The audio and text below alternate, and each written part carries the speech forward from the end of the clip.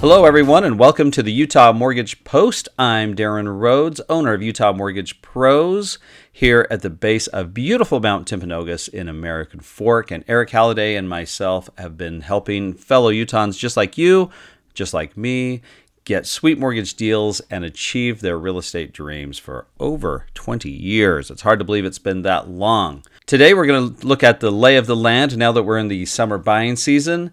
And we're going to take a look at where the opportunities are in the marketplace, because remember, there's always opportunity no matter where you look. But first, if you haven't jumped over to our website at sweetmortgagedeals.com, there is a link to a free pre-qualification checklist in 2022. Now, even if you've done 10 loans or done none loans, you still will want to download this checklist because it will help you put together what you want to do for your next real estate move. So it's not just the typical document checklist. We've also included some questions to help you prioritize what you're wanting to do. So go ahead, it's free download. Jump right over there to sweetmortgagedeals.com. There will be a link down below on how to get that. Okay. All right. So, also, I got to tell you, we got one other cool thing going, and that is our summertime swig offer. Now, if you call in and chat with a member of our team, or simply do an online loan application, either one of those two things, or get a quote, that's all part of it too, we will send you a free swig gift card just for calling in. Got to get that summertime chill deliciousness from Swig. And look, I understand nobody's going to buy a home just because they want to, get a free Swig gift card. This is just to sweeten the deal, to help you get a sweet mortgage deal. And we're so confident that you'll like your experience and like the advice that you get, that we will send you a free Swig card. Anyway, jump on, do an online loan application, or book a call, give us a call, text us, all that stuff. And if you reach out to us, we're going to send you a Swig card, even if you don't do a loan. So can't beat that. You cannot beat that. Okay, let's take a look at interest rates. Where are interest rates today and where are they going? Right now, we've got a great value on a 30-year fixed at 4.875, and the APR on that is 5.07. That's with 20% down on a conventional loan or 20% equity. Now, of course, rates are they may vary depending on your scenario and the loan product. So we've got rates that are lower than that. We've got rates that are higher than that, but that's a great ballpark. That 4.875 with an APR of 5.07 is a really great value point right now on a conventional loan. So where are rates going? Take a look at this chart. We'll pull up here. This is the Freddie Mac average 30-year fixed conventional rate for the last 6 months. And you can see that rates have really, really spiked over 2022 for sure. And beyond the last 6 months, we've actually seen some of the biggest spikes that we've ever seen in interest rates. But this is how the economy is equalizing itself out. So once we hit that almost 5.5 mark, you can see how the average interest rate for the United States, mortgage rate anyway, has kind of settled back down near closer to 5%, and that's what we're seeing. So that ceiling of 5.5 holds true, and we'll see where it goes from here. If inflation gets really, really out of control, it's possible that rates could go up even further, but it seems to be holding right around that lower 5 mark that you can see there. And like I said, today the APR on all of those on our interest rate is 5.07. Okay, moving on. Here's a little useless trivia for you. In the United States, the average American home has, guess how many items in it? Over 300,000 items. Now, if you've ever moved, or if you're looking forward to moving this year, getting a new place, then if you're the average American, you'll need to prepare to move 300,000 items, and it's probably even more than that if we're being honest. So anyway, I thought that was pretty crazy. Okay, summer is upon us. Where is the opportunity right now? So the Fed says they're going to continue to raise rates. So what does that mean for mortgage rates? Now, this is kind of interesting. I actually saw on a local news outlet a quote that said, I'm going to paraphrase this quote. It said, "The Fed during COVID lowered mortgage rates." And I see this in the media all the time, but there's something that's very, very important to understand. The Fed actually does not control mortgage rates.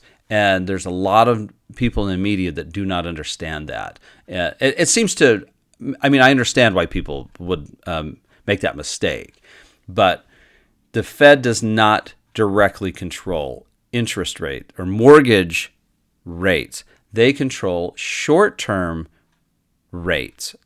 So rates like credit card rates, that's considered a short-term loan, or car loans are a short-term loan, more of a short-term loan, I should say.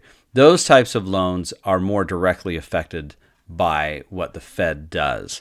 The Fed does not push a button, and when they lower their rates, mortgage rates lower, or if they raise their rates, mortgage rates rise. They don't control that. Now, they do control some other parts of the mortgage market, but that's a topic for another time. So if the Fed is going to raise their short-term rates later on this year, which they will do to combat inflation, then what will that do to mortgage rates? Well, when the Fed raises their rates, oftentimes it has a positive effect on mortgage rates because it means they're battling inflation. And if you go back to that chart, you can see when the Fed started to raise their short-term rates to fight inflation, then the mortgage rates actually stopped their rise. So there's some correspondence there. Anyway, so here's the thing. If you have a lot of short-term debt, like credit cards or car payments, anything that's affected by what the Fed will do, then those rates will rise based on what the Fed is saying. And so there's a real chance that the interest that you're paying on short-term loans over this next year could go up dramatically. So the opportunity then right now is to look at what equity you have and look at what payments you have and see if it makes sense to do a debt consolidation loan and maybe put some money into your bank account to prepare for other times that may be ahead. So the question you might be asking yourself if you're a homeowner is, well, hey, I have a low rate already. Wouldn't that be a terrible decision to make to take a higher rate? And the answer to that question is possibly. Yeah, it's totally true. I mean, you may not want to take a higher interest rate just to consolidate debt, but what we found is you want to take a look at the entire picture to determine if it's worth it. So how much interest are you paying on other debts? How much interest are you paying on your current mortgage? And if you were to wrap them all together and consolidate some debts, how much would that help you? And how much interest would that save? How much money would you save per month? All of that kind of stuff. Now, here's one thing that's really, really interesting that a lot of people don't consider. It's one of those things, and I've been subject to this myself, by the way. It's one of those things that you can narrowly focus on if you just look at one thing, and that's this. Most people don't hold their mortgage for very long. So I don't want to say that a mortgage is temporary, because obviously if you stop making your payments, you're going to get foreclosed on and run into trouble and all that kind of thing. But most mortgages are not held for 30 years. And in fact, almost all mortgages are refinanced within just a few years.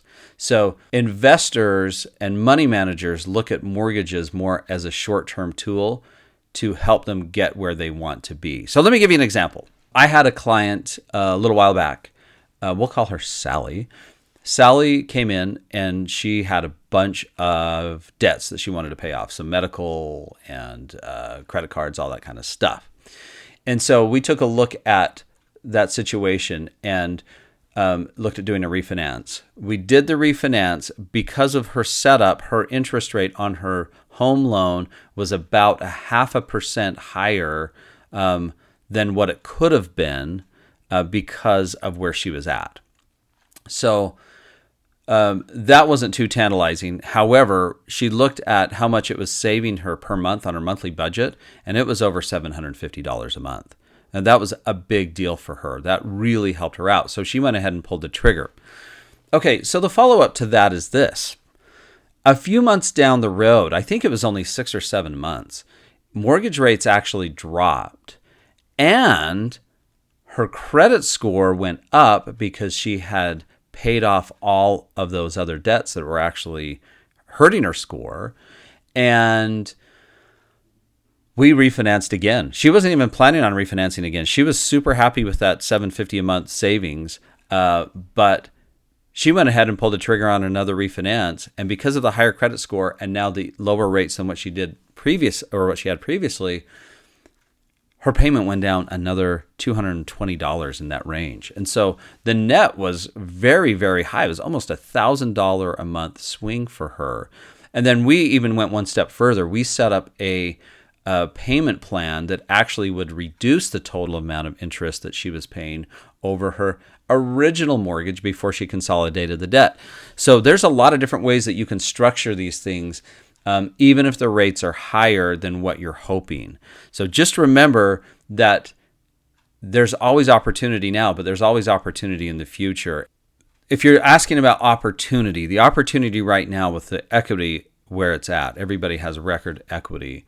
There's a lot of Utah homeowners out there that could drop their monthly debt payments by a substantial amount.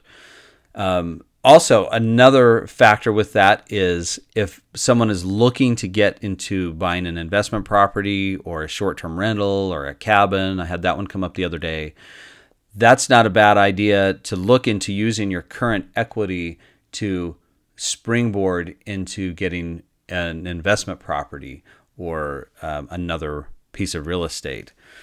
So lots of opportunities. The key is really looking at what equity you have right now and how you can tool that in a safe and responsible manner to get to where you want to be. One other side note on that too is using home equity can oftentimes be very, very inexpensive compared to other types of financing. So there could be tax benefits. Rate on a mortgage is typically much better than other types of financing that, commercial financing or other types where you need a big chunk of money. Okay, so take a look at the advice today would be to take a look at the overall picture of your finances.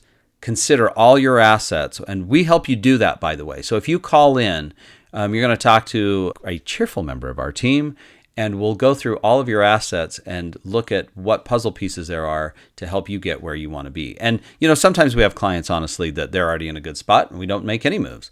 But you don't want to miss out on opportunities because of a piece of information that you might be missing out on or misunderstanding. So let's do this. Give us a call today. Tell us your story. Tell us what you're looking to do. Let's put all of those assets on the table. It's like dumping out everything onto the table and rummaging through it and seeing what we've got. And let's see if we can't help you move to the next level or get where you want to be based on what the market has to offer today and what opportunities are out there today. All right, go to sweetmortgagedeals.com, download that checklist, book the call, let's get you started.